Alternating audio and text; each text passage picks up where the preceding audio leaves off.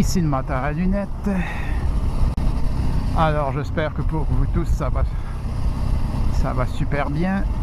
Pour moi ça va relativement bien, mais il m'est quand même arrivé petite mésaventure.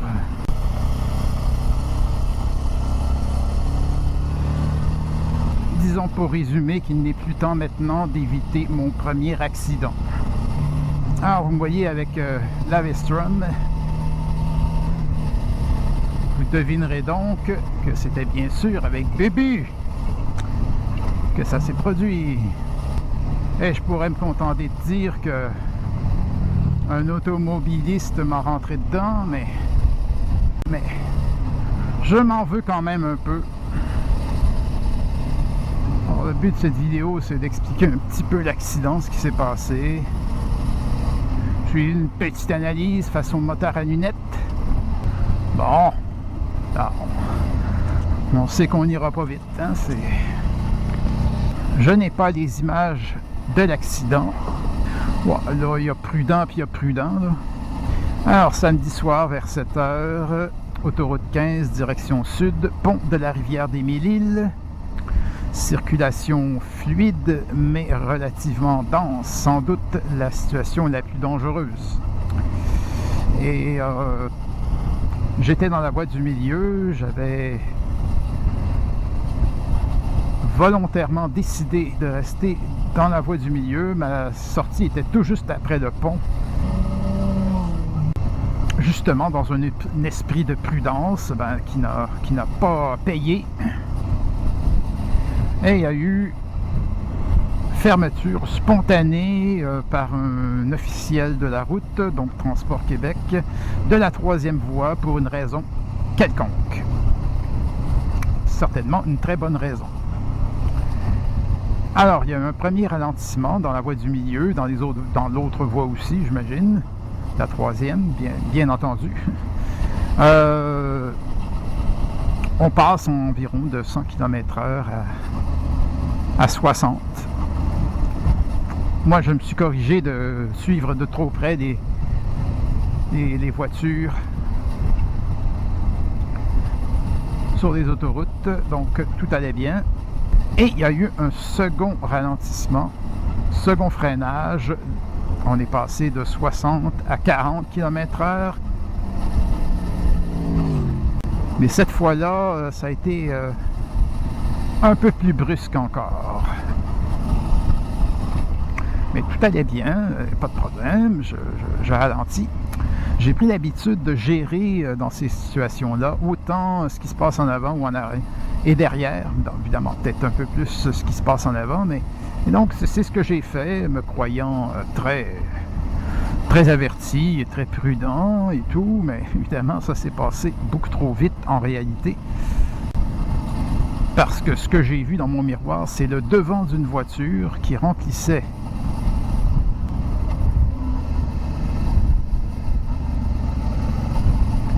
tout le miroir. Et ensuite, j'ai entendu crissement des pneus. Et ensuite, un choc violent. Alors, essentiellement, la sensation, j'étais sur une moto et soudainement, il n'y a plus de moto, tout simplement. Je ne peux pas vous dire comment elle est partie, comment ça se fait que j'ai pas percuté le sac de sel arrière qui était tout juste derrière moi. Mais je sais que la moto, c'est comme si c'était volatilisé d'un seul coup. Et ce que j'ai vu, j'ai plongé vers l'asphalte. Alors j'ai vu de l'asphalte qui défilait. J'ai vu mes mains sur l'asphalte. Mes mains sur l'asphalte qui défilaient. J'ai vu un peu de ciel, de l'asphalte encore. Et j'ai eu le temps de me dire, merde. Mon dossier vierge, c'est fini. Voilà, ça y est, je suis un accidenté. J'ai eu aussi le temps de me dire, hey, c'est long, parce que je faisais des culbutes. Mais ça s'est arrêté et j'avais le visage face à la circulation. Tout était arrêté. me suis immédiatement levé et je suis allé m'adosser au muret de béton qui sépare les deux directions.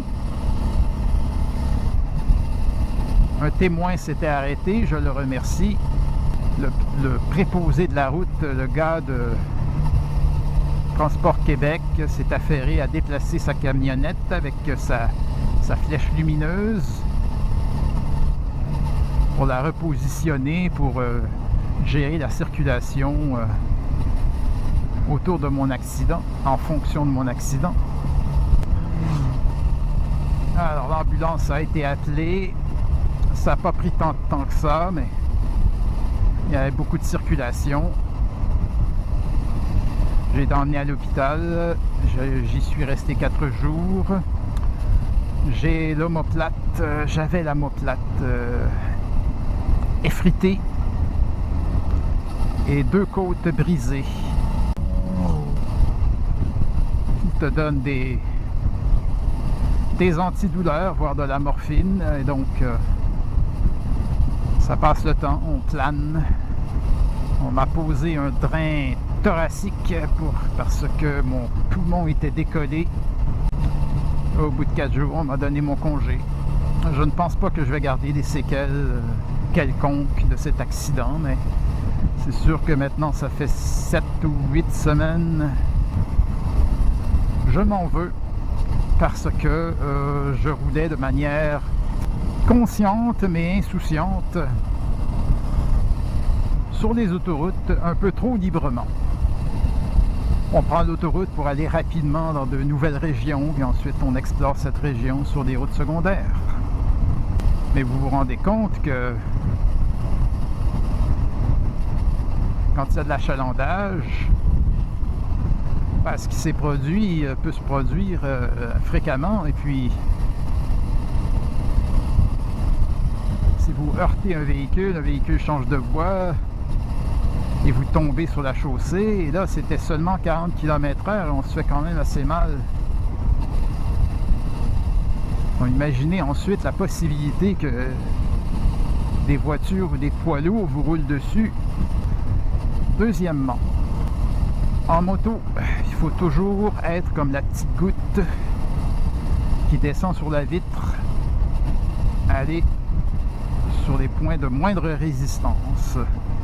Donc là, surtout en sportive, j'étais dans la voie du milieu. Comme m'a dit un collègue, c'est là que la plupart des gens roulent. C'est là l'erreur. Il faut toujours se pousser en moto. C'était achalandé dans les deux, la voie du milieu et la 3e voie, mais la voie de gauche, elle était libre. Il fallait se mettre dans la voie libre. J'ai collé vers la gauche, c'est-à-dire vers la ligne de séparation des voies. Comme ça, derrière, on a encore l'option de m'éviter. Ça n'a pas été le cas. Alors la voiture qui m'a semblé être une Toyota Tercel sans doute, elle avait le coin gauche le coin gauche de son pare-choc complètement détruit. Ça donne une idée de l'impact. Alors dorénavant, je pense que je vais éviter les autoroutes, en tout cas dans les régions, dans les agglomérations, dans le Grand Montréal, autour de Trois-Rivières, puis autour de Québec.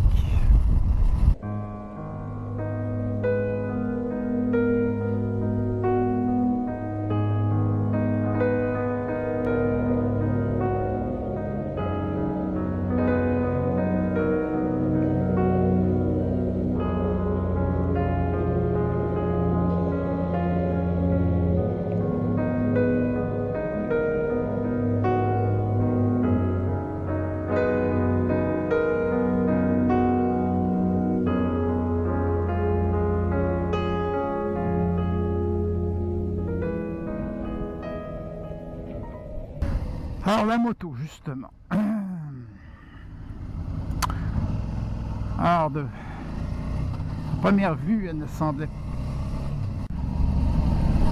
semblait pas trop abîmée. Et elle a eu le bon goût de tomber du côté du carénage qui était déjà égratigné. Alors, au début, j'étais sur l'impression qu'elle n'était pas une perte totale. La moto, bon, il y a eu un devis chez le concessionnaire. Et là, je vois le devis, 13 000 $. Donc, ça fait... moi, j'aurais dit, bon... 3 000. Évidemment, ça fait pitié d'être dans le champ comme ça, mais... Et donc, j'étais sur l'impression qu'elle serait perte totale. J'avais même pas regardé mon contrat... si c'était valeur à neuf, mais c'est valeur à neuf. Donc eux, la moto, sa valeur sur le marché, ça pouvait être encore 5 000 $. Mais si c'est valeur à neuf, ben, économiquement, ça vaut la peine pour l'assureur de payer plus tôt pour les réparations. Alors c'est sûr que quand j'ai cru un moment qu'elle était perte totale, j'ai eu de la peine. J'étais triste. Mais si elle est réparée, ben je me retrouve avec une moto accidentée. Je n'ai rien payé, mais alors, je songeais déjà à m'en défaire. Surtout après un accident, c'est sûr que j'en ferai moins. L'accident n'a rien à voir avec le caractère de la moto. Mais c'est sûr que même sans que ce soit de sa faute, même en considérant que cet accident aurait pu arriver même en voiture ou sur cette moto-ci, la Yabusa peut m'apporter bien des malheurs.